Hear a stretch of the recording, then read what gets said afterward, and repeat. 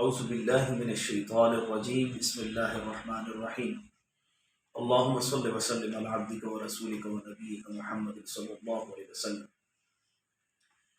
آج کے دن میں نے گفتگو کرنی ہے روزے کے فدیے کے متعلق۔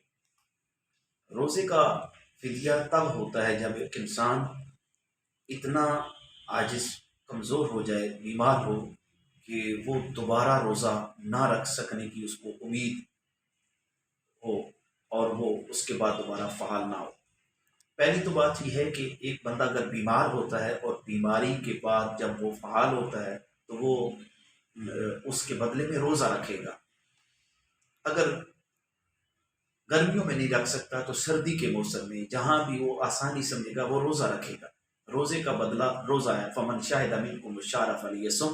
اللہ رب العزت فرماتے ہیں کہ جب رمضان کو پاؤ اس کا روزہ رکھو۔ وہ بزرگ حضرات جو اتنے بوڑھے ہو چکے ہیں کہ اب ان کی دوبارہ امید نہیں ہے تو وہ لوگ روزے کا فدیہ دیں گے۔ یاد رکھیں ایک روزے کا فدیہ جو ہے وہ 320 روپے ہے۔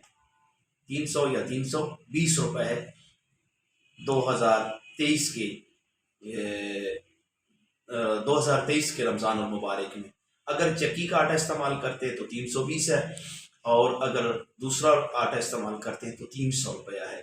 اور یہ ایک مہینے کا جو فدیہ ہے رمضان المبارک کے اس سال میں وہ 9600 روپیہ بنتا ہے۔ ایک بندے کا فدیہ ایک دن کا جو ہے وہ 320 روپے ہے، اور پورے مہینے کا 9600 روپے فدیہ بنتا ہے۔